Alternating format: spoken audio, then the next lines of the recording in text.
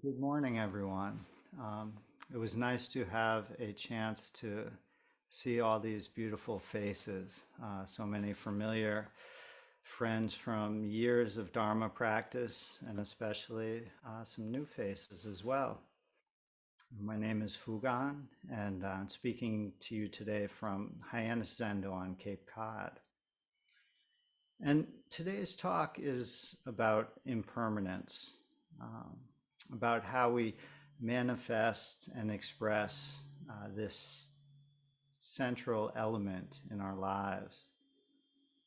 And during this time of year, the fall here in the northeast of the US, impermanence feels especially vivid, right? Changes on dramatic display.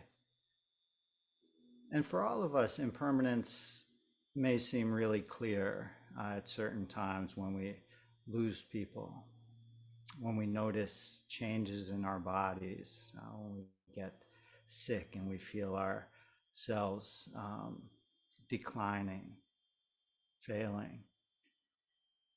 But the pervasive impermanence at the heart of our teaching goes beyond this. All things are subject to change, said the Buddha. And this is difficult, and our misunderstandings around the nature of impermanence lead to a great deal of our suffering. So, in his fascicle on Buddha nature, Dogen says, permanence means no turning. Permanence means no turning, right? Being stuck. Impermanence itself, writes Dogen, is Buddha nature. Impermanence itself is Buddha nature. Everyone and everything is impermanence.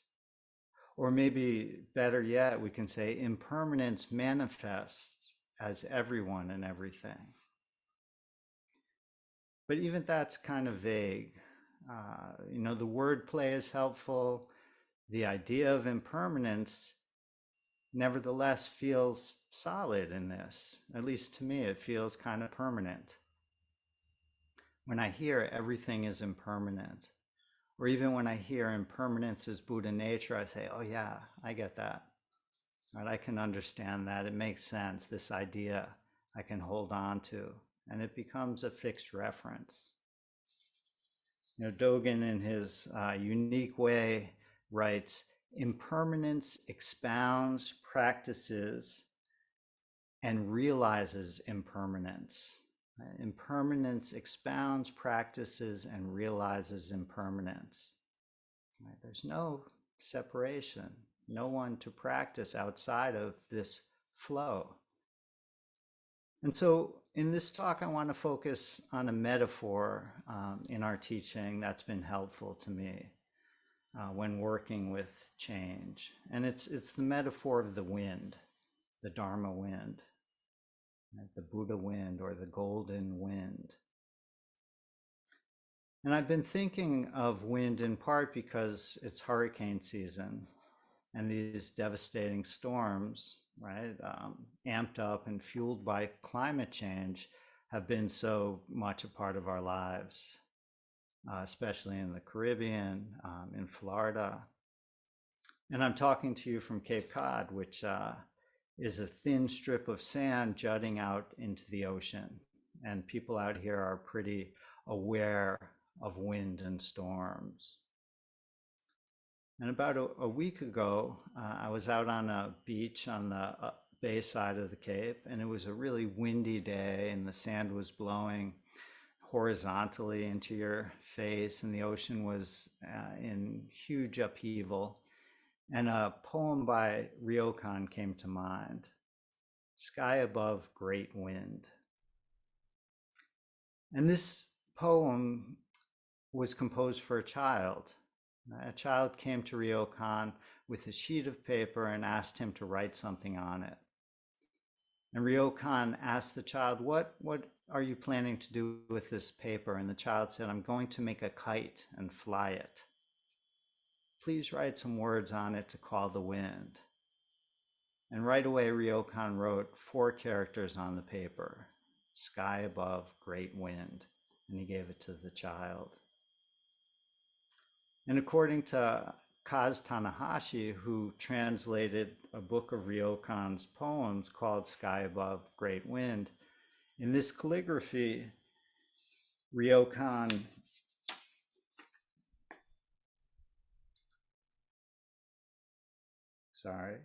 Ryokan went far beyond skills, revealing himself completely off guard. Right? We see the vast freedom in his childlike brushstrokes, which demonstrate Ryokan was a child when he was with children.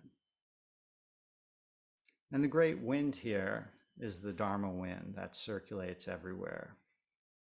It's what allows Ryokan to be childlike and reveal himself fully in that moment. It was in response to this Dharma wind that Ryokan could connect directly with this child and with the children he cherished throughout his wandering life. And we know about Ryokan, who lived from the mid-18th through the first third of the 19th century. We know him as a beggar, as a wandering monk. It really is a rebel who walked away from the institutionalized Zen of his time. And in this keen-eyed poetry, Ryokan shares the freedom of his understanding through expressions of the intimate activity of his everyday life, his great joy, his humor, and also this loneliness and sadness and his love. This is all on vivid display in his poetry and in his life, which is a demonstration of his Zen functioning. Right, so in Sky Above, Great Wind, this wind is the Dharma wind. And it's also wind that's flying a child's kite. And somehow, until about a week ago, I never considered the kite in this haiku. And maybe it's the kite's viewpoint, this kite being lofted by the wind, the sky above, great wind, that Ryokan is offering us. And when we hear the poem, the kite's not mentioned, but it is part of this flow. When we chant the identity of relative and absolute, we say, when you walk the way, it is not near, it is not far. We do not see it even as we walk on it. Right? We don't even see the kite in this equation. Or maybe the haiku is Ryokan simply connecting with this child who's right in front of him, a child who wants to fly a kite. And Ryokan wonderfully does this by manifesting the Dharma wind as a poem about the wind. So wind moves. That's really its nature. It's alive in this moment, always flowing. It's never static. And the Dharma wind is perhaps this reality of our lives, changing and unfolding. Right? If we're stuck, if we can't flow with it, we don't feel it. We don't experience the truth of our lives. When we're bound by our ideas, we miss it. And because this, maybe this kite in the poem has pointed out to me recently that this Dharma wind is always about relationship, right? In this case, to the kite, to the sky, the child, to Ryokan, to me and you. When the wind meets trees, the tree moves, the branches blow. When wind meets the grass bends. On the beach, the wind blows the sand and the ocean. So once when Mayu, Zen master Baochi, was fanning himself, a monk said, "Master, The nature of wind is permanent, and there's no place it does not reach. Why then do you fan yourself? Although you understand that the nature of wind is permanent, Mayu replied, you do not understand the meaning of its reaching everywhere. What is the meaning of its reaching everywhere? Asked the monk. And Mayu just kept fanning himself.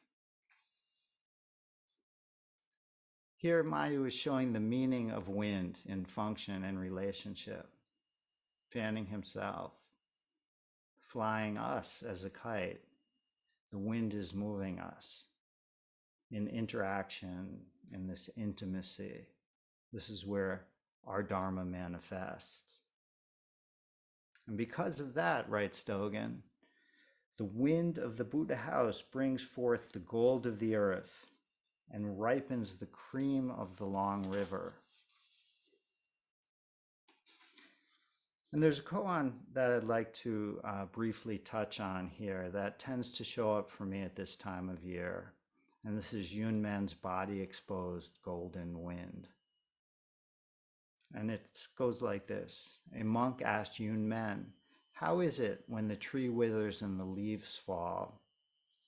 Yunmen replies, body exposed in the golden wind. So out here we have this beautiful grove of trees behind the zendo, and they're just starting to change colors.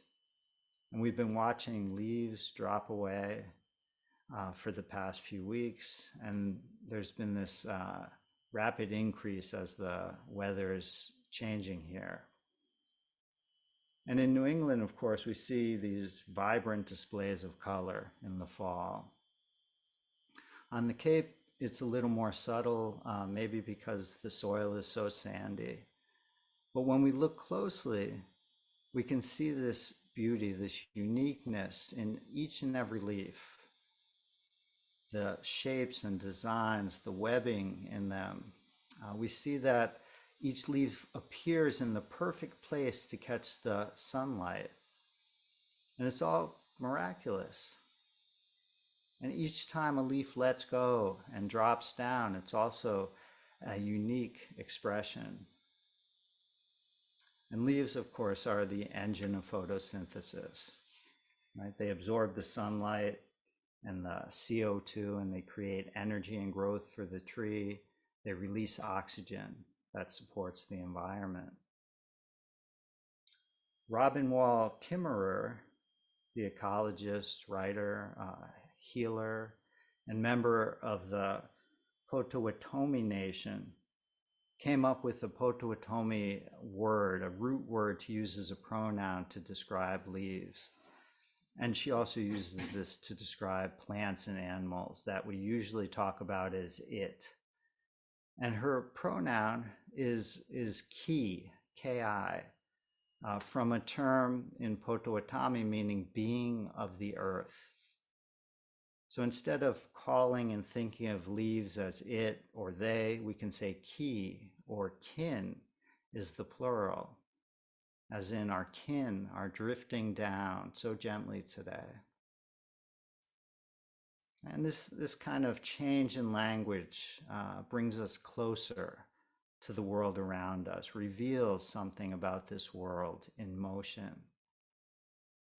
These leaves drop away, these beings are being transformed. Observing it, we might regret the loss of summer, regret changes happening. And maybe that's what the monk is bringing up in the koan, right? How is it when autumn comes, when we lose things, when we lose people we love, when we're face to face with death? You know, or perhaps as one of our Sangha members said yesterday, the dropping leaves are us letting go of what's done, right? This leaf has served as a leaf. Ki now floats down, right, to begin again as compost and soil in this wonderful ecosystem. Walt Kimmerer notes that the leaf becoming tattered and letting go is when this leaf is releasing its oxygen, right? Just as the new leaves in the spring will gather and create more.